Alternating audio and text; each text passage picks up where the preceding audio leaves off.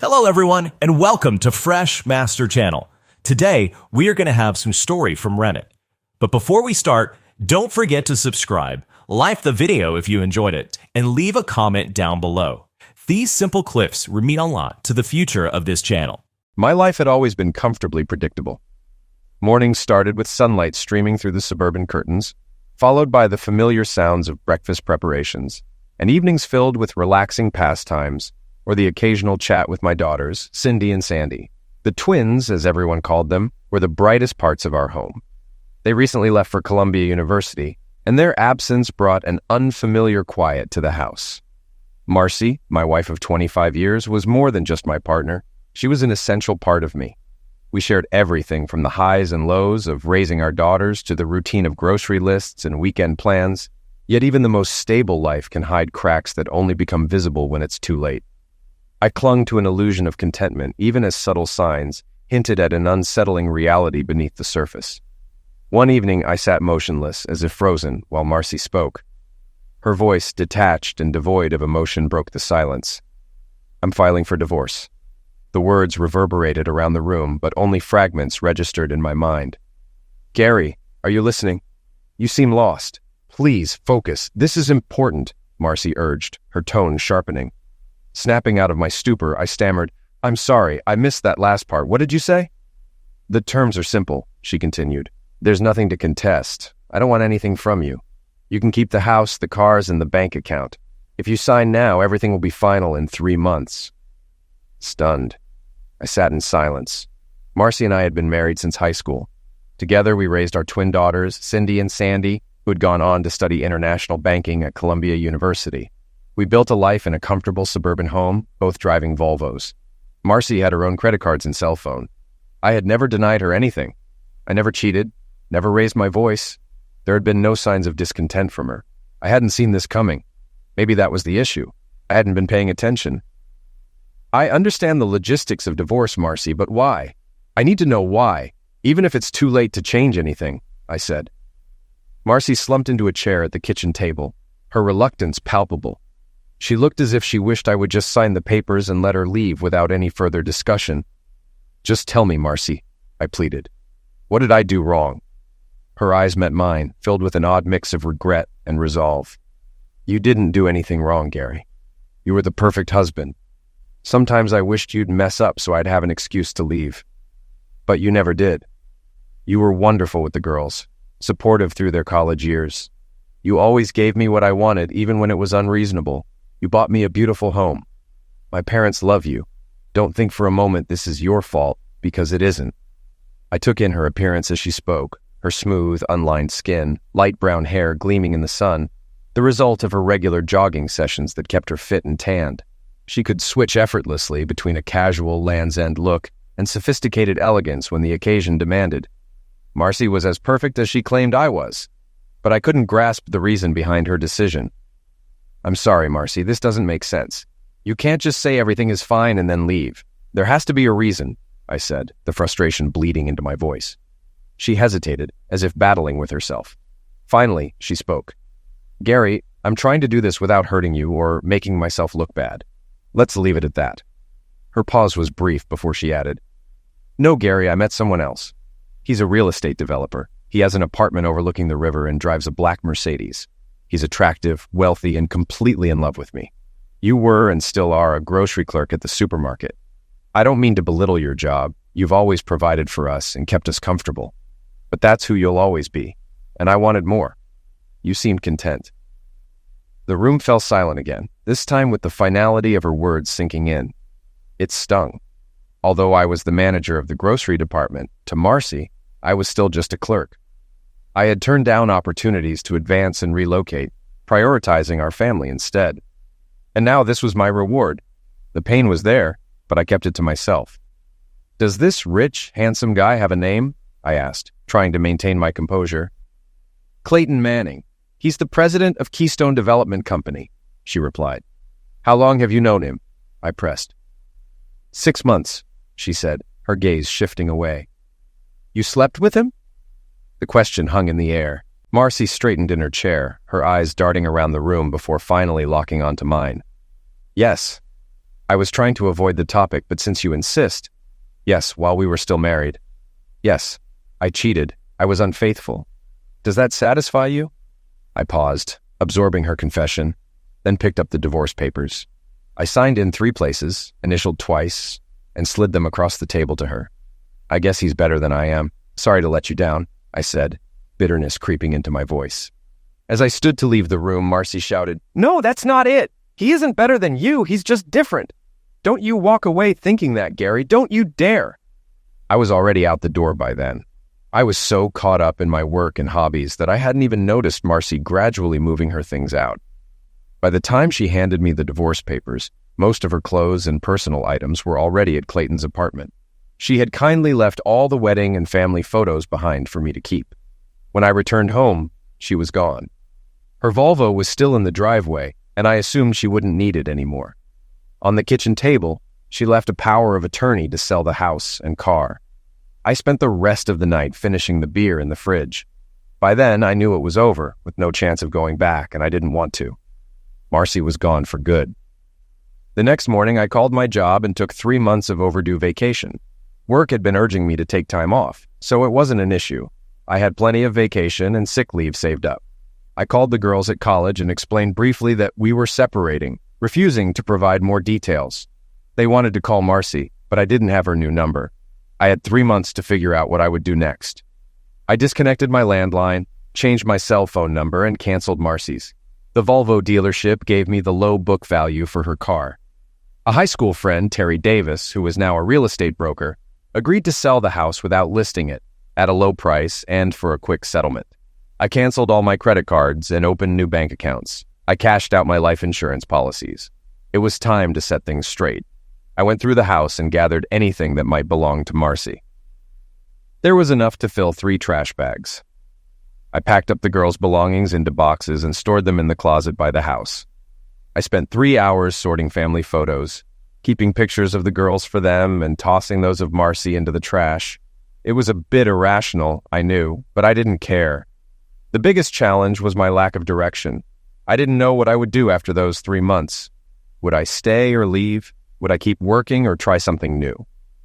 I had 2 hobbies, collecting Indian head scents, which I bought and sold on eBay, and geocaching, which gave me a reason to go outside and stay active. Marcy had hated it due to the ticks, poison ivy, and walking involved. Neither hobby seemed like a viable way to make a living. When not preoccupied with hobbies, I read the Wall Street Journal. Cindy and Sandy gifted me a subscription each Christmas. Although I wasn't interested in stocks or bonds, I read everything about farm commodities and knew more about sugar, wheat, and corn than many analysts. It was just a hobby. I hadn't invested a dime in any of it. I looked up everything I could on Keystone Development and Clayton Manning. Terry Davis managed to get more details about Clayton's latest project from a friend at a local bank. I was eager to see what he found out. 7 weeks had passed without any word from Marcy. The girls called every week, but there was no contact from her. I felt they supported me, but Marcy was their mom, so they likely had to stand by her in some way. I held a few yard sales and got rid of a lot of stuff, leaving just enough furniture to show the house well for potential buyers. Marcy and Clayton's picture appeared in the society section of the Sunday newspaper. They were at a political event, sipping wine with local figures. More weeks passed, and Terry presented an offer on the house. It was lower than the appraisal, but it would close in 60 days, which suited me. He also had an interesting profile of Clayton and wanted to go over it. We set a lunch meeting. I needed to step out for a bit. Hayes Mountain was one of the top spots for hiking and geocaching in the area. I'd already found all the geocaches there, but the mountain had 3 landmarks, government reference points used by surveyors and developers to mark property boundaries. These landmarks, often metal rods and concrete, were a side challenge for avid geocachers. I decided to find all 3 that day, taking my GPS and metal detector with me. Finding a piece of rebar in the woods is tough, and I needed all the help I could get. The GPS would lead me close to the spot.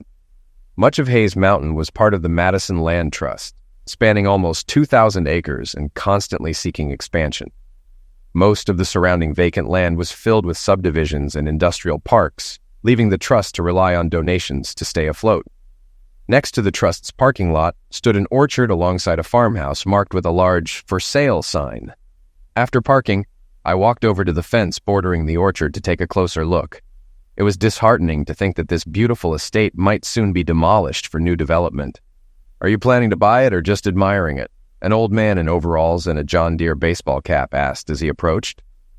"If I had $1 million, I'd gladly take it off your hands," I replied. We both chuckled at the thought. "Do you think you'll have trouble selling it?" I inquired. "There's been interest, but I'm holding on as long as I can," he said, a hint of reluctance in his voice. "Why's that?" I asked. "I was hoping the land trust would buy it, but they don't have the funds. They want to keep the fruit trees untouched, which is fine by me. Developers, though, want to level everything. I think this property would be a great addition to what the trust already owns." "How can the trust compete with big companies?" I asked. I offered them a deal. The listing price is $1 million, but I'd sell to them for $600,000. The problem is they can't seem to raise that much. If they can't within 90 days, I'll have to sell to that developer who calls me every week. He's a real pest, he explained. "An option isn't the same as a sale, right?" I asked for clarification. "Right. The buyer pays for an option, which guarantees he can buy the land within 6 months for $1 million. If he can't come up with the money, he loses the option fee. It's a good deal for me, but I don't want him to have it. He already has the $1 million locked in, so he's safe. But he needs all 6 properties to make the deal work, which is why he's paying more than market value." "What happens if you don't sell him the option?" I probed further. "He'll lose everything. The land trust isn't likely to come up with the money, so Keystone seems set to win. But if he misses out on this lot, the whole deal collapses, and he loses the money he's already spent on the other options, probably about $1 million. His investors will abandon him." "If I had the money, I'd help," I said. "Yeah, that's what they all say," he replied, shaking his head with a hint of cynicism. We laughed again, and I headed out for my hike. The landmarks were spaced about 1 mile apart as the crow flies, but the hike was double that. The first 2 markers were easy to find, standard surveyor's stakes. The third was much older and harder to locate. When I found it, it turned out to be a small brick monument with a bronze plaque, hidden under years of leaves and debris. I took a picture to post online. That moment changed everything for me. The metal detector I carried was still on, and as I moved away from the marker, it beeped faintly. I put on my headset and began scanning an area about 10 feet south of the landmark. The signal pointed to a spot, and I carefully started to dig. Finding metal deep in the woods is rare. Within 5 minutes, I unearthed a small iron box wrapped in heavily oiled canvas. Although rusty, it was still solid. The lock was made of heavy bronze and still intact. Usually, finds like this on public land should be turned over to the authorities or a historical society, but that didn't feel right this time. I put the box in my bag and went home. On the way, I couldn't stop wondering what it held. Gold coins were my first thought. Maybe old documents from the Civil War or even earlier. The possibilities seemed endless. At home, I cleared the kitchen table, took out my tools, and examined the box. I didn't want to break the lock, but had no choice since I couldn't figure out how else to open it. I had no idea if the mechanism inside was still functional. I used bolt cutters to snap the lock. Inside, wrapped in another piece of oiled canvas, were 12 pennies. Why would someone bury 12 pennies? These weren't ordinary coins, but old, large cents. The newest was from 1814, the oldest from 1793.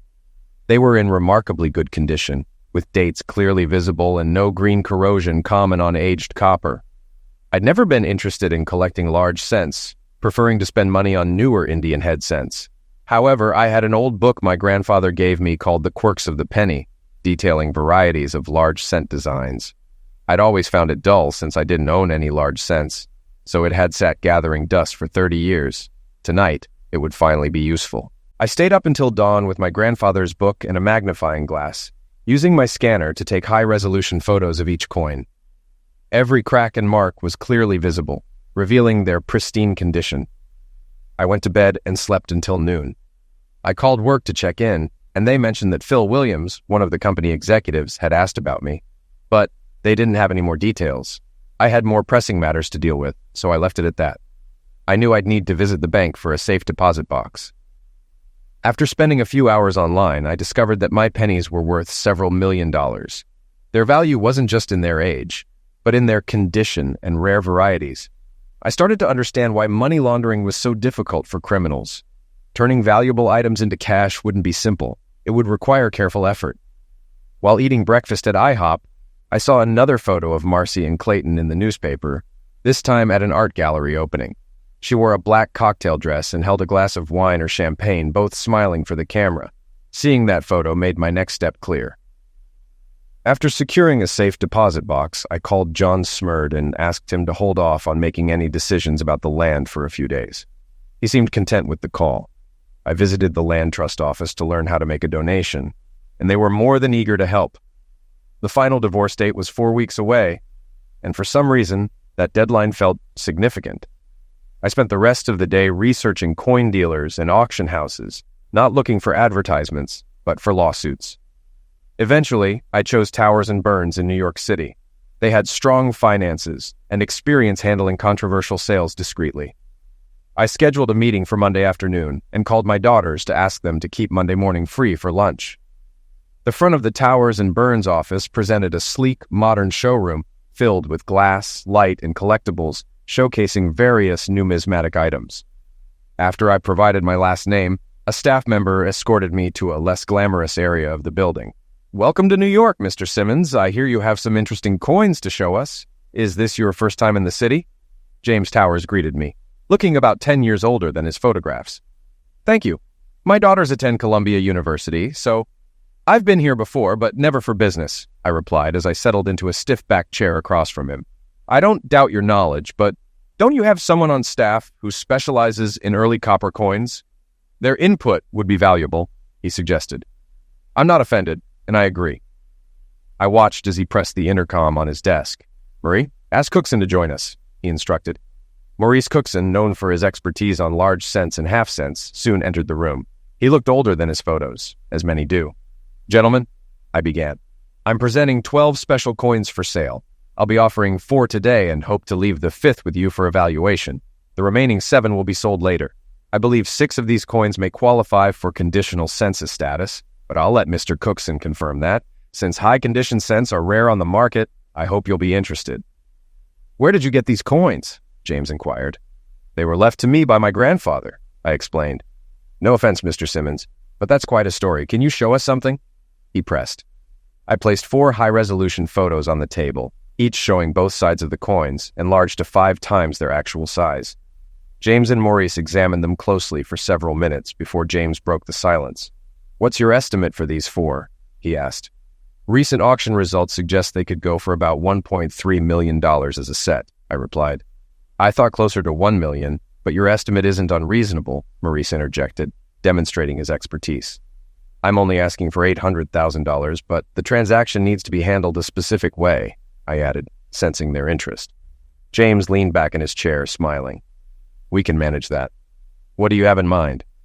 I handed him a letter from the Land Trust, explaining how to make a land donation, along with an advertisement for John Smurd's orchard. "I want you to buy this piece of land and donate it to the Madison Land Trust. The cost is $600,000. You'll get a substantial tax deduction and gain humanitarian recognition. I'll take the rest in cash," I outlined. "Please give us a moment," James said. He and Maurice moved to the other side of the room for a brief discussion. After a few moments, Maurice left and James returned. "Do you have the coins with you?" he asked. "Yes, I do. I also have a 5th coin I'd like to leave with you for safekeeping," I confirmed. Mr. Cookson returned to the table, carrying a purple Crown Royal bag. This time he spoke up. "We're willing to meet your conditions for the first part of the deal, and hope you'll meet ours for the second." He poured the contents of the bag onto the table, revealing nearly 100 coins, mostly gold with a few silver ones mixed in. "This collection is worth about $300,000 at retail. For various reasons we won't go into, it's hard for us to sell them directly, but you shouldn't have any trouble. I understand you've sold coins on eBay before. Is that correct?" I nodded in confirmation. "These coins, passed down from your grandfather, should sell easily, and we'll both come out ahead. I guarantee you won't face any issues," he said, giving me a knowing wink. After considering the proposal, I agreed. I handed the 4 pennies to Mr. Towers, and we all shook hands. "Now, Mr. Simmons, tell us about this 5th coin," Towers prompted. I held up the photo and addressed Mr. Cookson. "What's the highest-rated 1793 strawberry leaf scent you've ever seen?" "I've never seen one in person, but I believe the highest grade is about fair 12, he replied. "I graded this one at an 8, but I'm not an expert," I said, gauging their reactions. Cookson didn't look at the photo. Instead, he focused on my expression while he and Towers both tried to catch a glimpse of the image.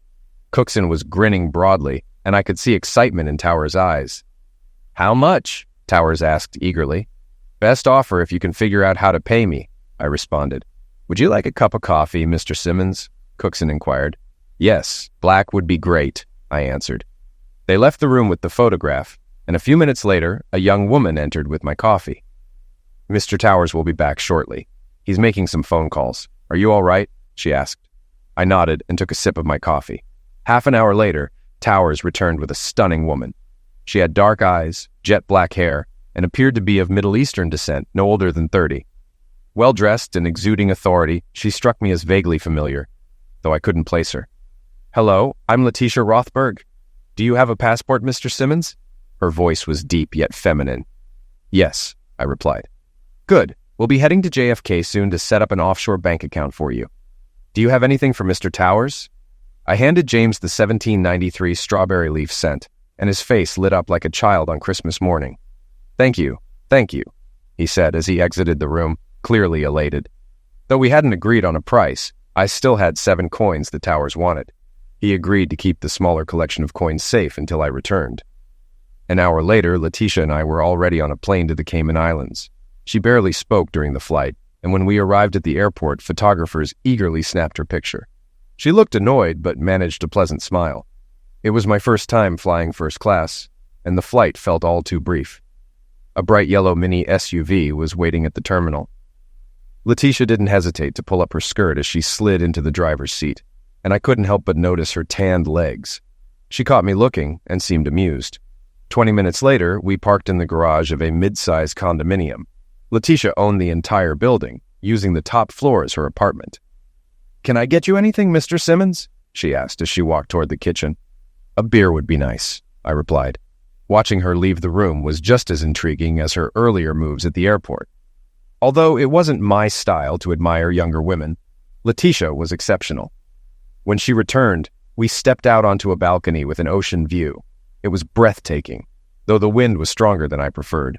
I had the impression she was trying to impress me with the grandeur of the place. It was beautiful, but my main focus remained on setting up the bank account. "You don't talk much, Mr. Simmons." "Surely you have some questions," Letitia said, glancing at me. It struck me as odd that someone of her stature would drink beer from a bottle. I pictured her more as a champagne or martini type, but here she was. I figured that habit wouldn't suit her for long. "I usually prefer to wait, but I suppose you could tell me why we needed to come here," I said. "To open a bank account. It's simple, safe, and secure." "I think it's a good fit for you," she explained. "It's just 1 coin," I reminded her. "Yes, but you have 7 more," Letitia pointed out. "I'm sorry, but this still feels excessive," I replied, relieved when we went back inside, away from the wind. "Can you handle this? I brought you here to be my sex slave for a few days," she joked. The comment surprised me and made me smile. I knew it was a jest, but found it amusing nonetheless. She was witty, beautiful, and wealthy. What more could a man wish for? If only I were 10 years younger. "It's no good teasing an old man," I said with a chuckle. We both laughed softly at the exchange. "Come on, Mr. Simmons, let's go get some fresh lobster for dinner," she suggested. We finished our beers and left. The restaurant and meal were excellent, though I didn't care much for the wine she chose. I tried to be polite about it. "What's wrong with the wine, Mr. Simmons? Was I that obvious?" Letitia asked. "I'm sorry, it was reflexive. When I was 18, I got sick on cheap white wine. It was the worst experience I've ever had. Now just the smell or taste of white wine makes me nauseous. I can't explain it," I admitted. "It's good wine, but don't worry about it," she replied, brushing off my concerns. 5 minutes later, we both had cold beers again.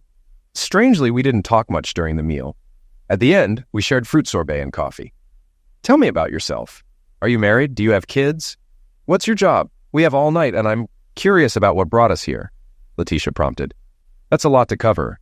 I have 2 daughters who are both studying at Columbia University, majoring in international banking or something like that. I'm not entirely sure. I just pay the bills," I explained. "That's interesting. I have a master's from Columbia and sometimes lecture there. I'd love to meet them. Have you seen them lately?" she asked. "I had lunch with them today. They hate it when I make them miss class," I replied with a smile. "You must have married young if you have 2 daughters in college," she observed.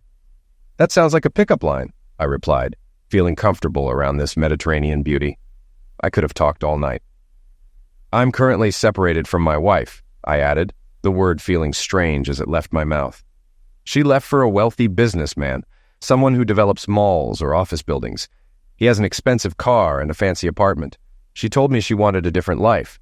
The divorce will be final in about 4 weeks. That's a silly reason to leave, Letitia remarked. It was a good marriage, or so I thought. Everything was fine until she met him. I guess she was never really happy with my job. I had chances to advance, but she refused to move. I didn't love it, but I stayed put to save our marriage. Now I feel like I've lost everything, I confessed. And what do you do? She asked, genuinely curious. There was an awkward pause. How do you tell a successful, beautiful woman that you manage a grocery store? She noticed my hesitation and spoke up. It's okay, we don't have to talk about it now, Letitia said kindly. No, it's fine.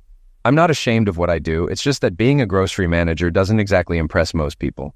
My daughters don't mind, but my wife often avoided mentioning it. I could tell it bothered her, I explained. Do you like your job? She inquired. Yes, and I'm good at it, I replied confidently. The server returned with more coffee and cleared the table. Mr. Simmons, we've only just met, but I believe first impressions are important. Briefly, what's your first impression of me? Letitia asked. It was an awkward question. If I answered truthfully, I could push her away. If I flattered her, she might see through it and think I was being dishonest. What to say? In short, you're beautiful, smart, educated, and confident, I said. She tilted her head slightly and looked at me with a small smile. I was hoping for honesty, she replied. I'm sorry, but we've had such a nice evening. I didn't want to ruin it, I explained. Do you really think so poorly of me? I don't want you to hold back or resent me. Maybe that's why your wife left. If you hadn't always tried to please her, maybe your marriage would have been stronger, Letitia suggested, her eyes searching mine for sincerity. It was blunt, but it rang true. I took a deep breath. Miss Rothberg, I think you're manipulative. You use your looks and charm to get what you want. You're accustomed to having your way and seem a bit spoiled. You play with men but avoid real commitment. However, I can tell you're savvy with money and smart with your investments. If you weren't so intent on proving yourself equal to any man, I think you'd make a great mother. A silence fell between us as she absorbed my words. For a moment, we just stared at each other. Do you really think I'd make a good mother? The tension eased and the mood lifted. The short drive back to the condo was pleasant. She had heard everything I said and accepted it without arguing. She asked for honesty, and I delivered. That she wasn't upset made me feel better about it. My night as Letitia Rothberg's so-called Zex slave turned out to be uneventful. It's hard to be a Zex slave when you sleep in separate rooms, which was fine by me since I hadn't expected anything. The next morning, I woke up first to find breakfast ready, a spread of fruit danishes, hot coffee, and a copy of the Wall Street Journal. With the wind having died down, I took a seat on the balcony overlooking the Caribbean and enjoyed the calm. Letitia joined me about 20 minutes later, teasingly snatching part of the newspaper. We read and drank coffee together, as if we had been doing it for years. My phone doesn't work here, and I'd really like to call my daughters, I said, glancing at her. Letitia handed me her phone. Go ahead. I dialed Cindy's number. Cindy, it's Dad. Where are you? Is everything okay? The caller ID says London. I'm in the Caymans, and everything's fine. I wanted to let you know I didn't come straight home. I'm staying with a friend and had to use her phone, she explained. They showed a picture of you on TV last night boarding a plane with Letitia Rothberg. What on earth are you doing with her? She's the friend I'm staying with. What's the big deal? I replied, trying to sound casual. Why are you with her? Cindy pressed. Everything's fine. Nothing shady is happening, I reassured her. Dad, that woman is a barracuda. She devours men for breakfast, she warned. Just then, Letitia walked in with another tray and caught my eye. I couldn't help but smile. This is my daughter Cindy from New York. She just told me to be careful because you're a barracuda. Cindy groaned loudly over the phone, and I could hear her and Sandy talking quickly in the background. Why are you there? How do you know her? When are you coming home? Cindy asked urgently. Before I could respond, Letitia reached for the phone. Hi, Cindy. This is Letitia. Your father told me about you and your sister. I'll be in New York tomorrow and would love to have lunch with you both. Where should I pick you up? There was a brief pause before Cindy replied, No problem.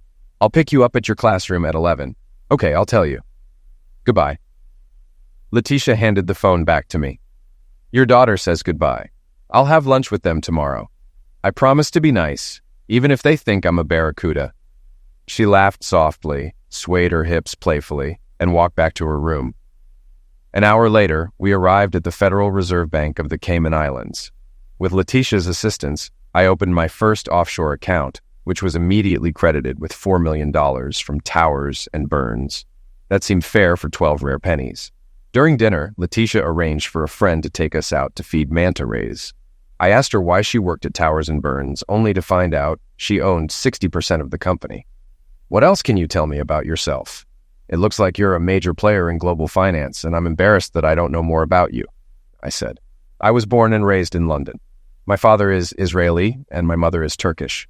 I have an MBA from Columbia University and sometimes lecture there.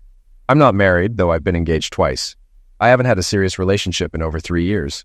I've learned not to trust men who show interest in me. Most of them want something from me, but offer nothing in return. I guess you could say I'm cynical, she explained. That's unfortunate. I was hoping to get a ride back to the condo. Does that mean you don't trust me? I asked, half joking. Be serious, you goof, she replied with a smile. Sorry if I sounded insensitive. That wasn't my intent. It's hard for me to relate to that kind of problem, but I'll try to be better, I promised. Okay, let's put that aside. We have a party to get to, she said, redirecting the conversation. We ended the night at a cocktail party at a prominent hotel. Everyone seemed to know Letitia and treated her like a celebrity. I spent most of the night trying to blend into the background, still in my travel clothes from New York. I hadn't anticipated attending a high-profile event. At first, Letitia stayed close to me out of obligation, but I encouraged her to enjoy herself, finding a comfortable spot near a decorative palm tree. I noticed she checked on me frequently. I ended up talking to 2 Hispanic gentlemen who were cattle ranchers from Argentina. The conversation shifted from soccer to fishing, conducted in English for my benefit. One of them commented on Letitia's beauty, not realizing I was her guest for the evening. I felt a strange, quiet pride. I mainly contributed to the conversation with nods and polite smiles, unsure of what else to say. However, when Ramon Duarte, one of the ranchers, mentioned his plans for heavy investments in winter wheat, I couldn't help but react. Despite my attempt to remain neutral, I sensed my expression might have betrayed my thoughts. Mr. Simmons, I can tell you have reservations about my strategy, Ramon said, catching my eye. I fumbled for a response. I'm not much of an investor and don't really grasp the complexities. Maybe, but you seem to have an opinion. Share it, he urged. Feeling cornered, I took a breath.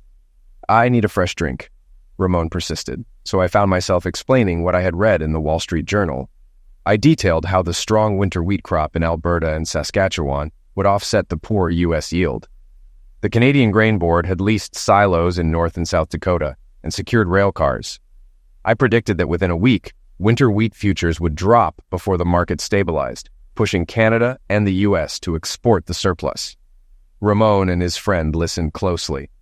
Just as I was running out of things to say, Letitia appeared beside me, her eyes curious. "What was that, Gary?" she asked with a playful smile. "We were talking about food," I replied with a grin. "About groceries," I thought, holding back a laugh. She took my hand and led me away, leaving the ranchers disappointed. The next morning, we flew back to New York. Letitia was met by a crowd of photographers at the airport, eager to capture her arrival. A courier from Towers and Burns met me with a small package containing the coins I had left. Letitia and I said our goodbyes, and I caught the commuter train back to Huntsville. The divorce and sale of the house went smoothly. Phil Williams from the main office had left several messages for me, and I finally accepted a job offer to move to New York and work at headquarters. John Smurd also left a message suggesting lunch. He had heard about the land deal, but didn't know the full story.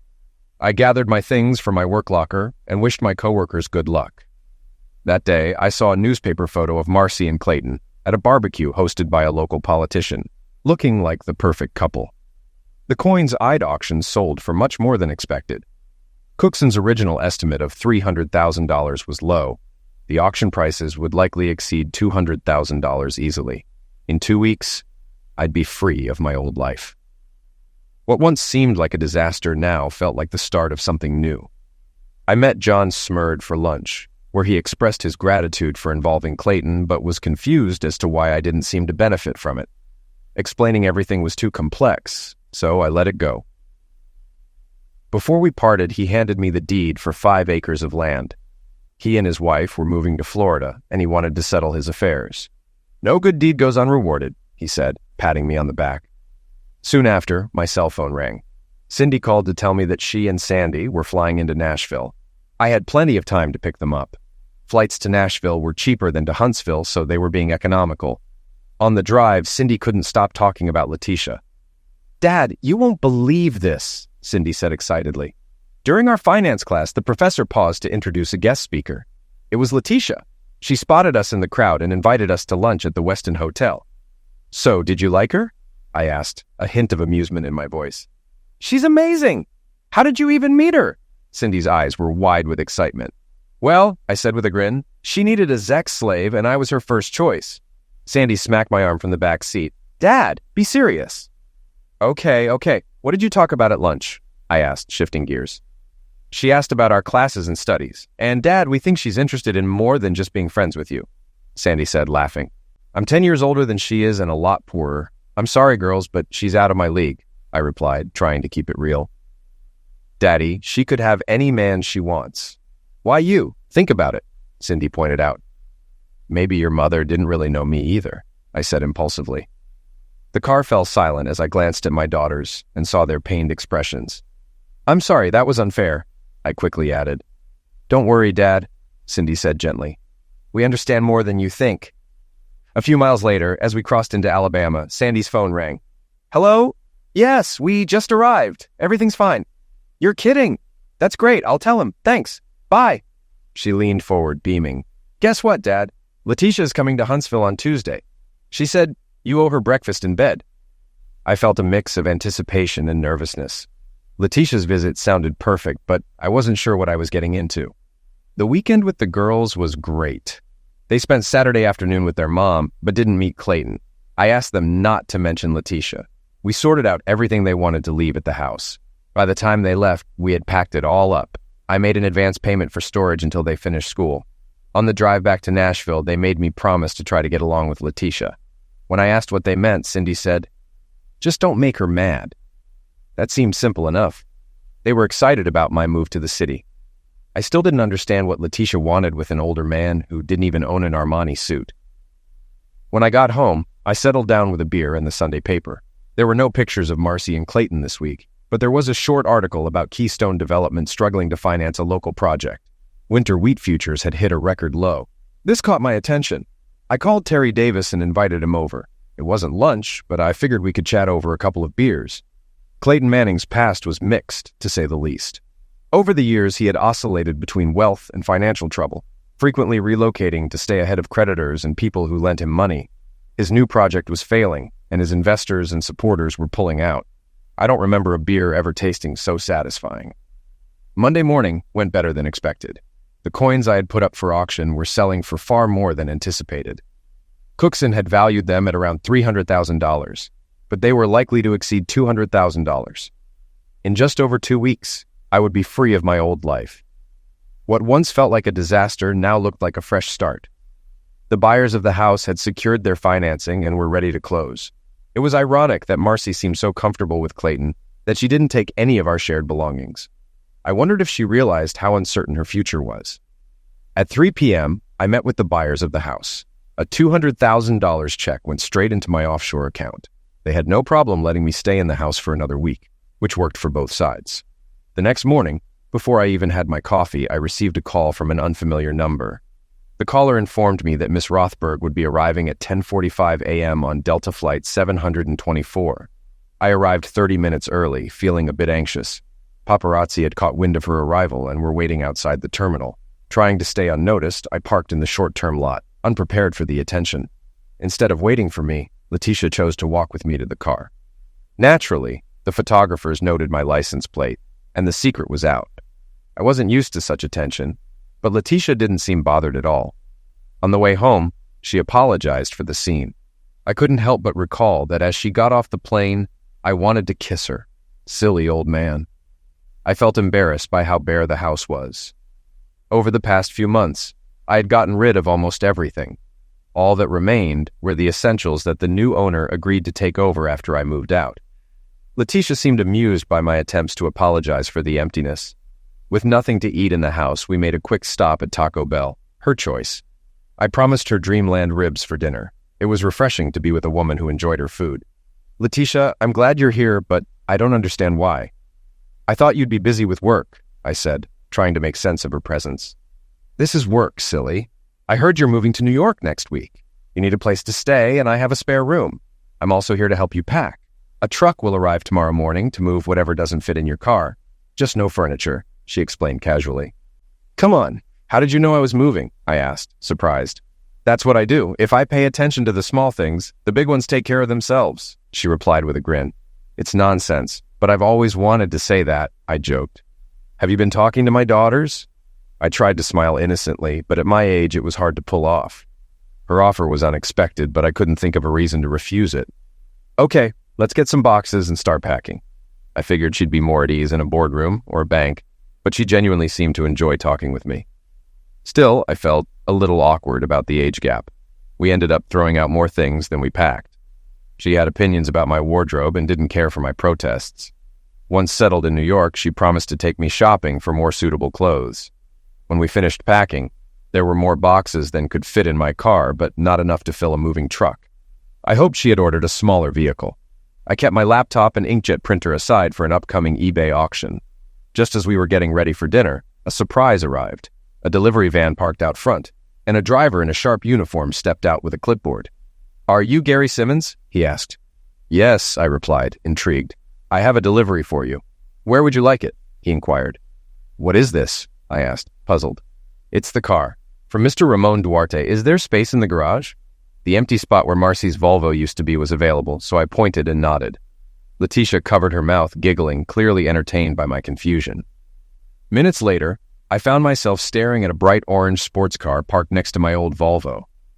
"What is this?" I asked, still trying to wrap my head around it. With pride, the driver said, "A 2008 Lamborghini Gallardo Spider Superleggera. Isn't it stunning?" Letitia stifled her laughter, clearly amused by the spectacle. I signed the delivery form, still unsure of what to do with the gift, but certain it wouldn't be coming with me to New York. "Get in the Volvo, little Miss Funny Pants," I said, shaking my head as we drove off. I ordered a full rack of ribs and 2 Fosters. "Mind explaining the car situation?" I asked Letitia, raising an eyebrow. "Ramon invested heavily in winter wheat. People thought he was crazy, but as the price dropped, he doubled down on contracts. Within a week, he made over $40 million. He's happy about the profit, but even more thrilled with the recognition for his savvy move," she explained. "Well, good for Ramon. I hope he didn't mention me," I replied. "He respects you and wanted to show his appreciation, but wouldn't do so without your approval. He did ask for your address, though I didn't know he planned this," she said, taking a bite of her ribs. As I watched Letitia dip them in Tabasco sauce and dig in, I couldn't help but think how much I adored that woman. "You know I'm sending it back tomorrow, right?" I stated firmly, still trying to process everything. "I figured. Don't worry, Ramon won't be offended. He probably guessed you'd refuse money, so he gifted the car instead, hoping you'd feel obliged to keep it." We needed more beers because of the Tabasco. I felt great and didn't want the evening to end. At that moment, I would have given anything to spend the night with her. I envied those suave men who could charm any woman in minutes. For me, the best I could hope for was a goodnight kiss. Eventually, we had to call it a night. The next morning was incredible. My worries had been for nothing. As we walked into the house, Letitia took my hand and led me to the bedroom. Being a gentleman, I made sure her needs came first, which led to the most fulfilling night of my life. Breakfast in bed consisted of coffee, juice, and danishes. "I'm sorry, but given the situation, it's the best I can do," I said sheepishly. "He's as good as I could have hoped for," she replied. Eating off a tray in bed felt awkward, and after some laughter and adjustments, we moved to the kitchen. While breakfast in bed sounds nice, it's rarely practical. "Letitia, I don't mean to ruin the moment, but I really need to know why you chose me. I don't have much to offer, and you deserve more," I said, genuinely curious. "I've been hurt too many times by smooth-talking, flashy types. I'm not going down that road again," she explained. "Ah, so you like me because I'm not one of those players?" I asked, a smile creeping onto my face. This made her laugh a little. Gary, I was impressed by how you handled the deal with James in New York. I just sold a few coins. I shrugged. It wasn't just that. I thought your plan to buy the trust land was interesting. Do you see me as a philanthropist? She asked, tilting her head. Not at all. I think you're a clever operator who took advantage of an opportunity to get back at your wife's lover. That made me smile again.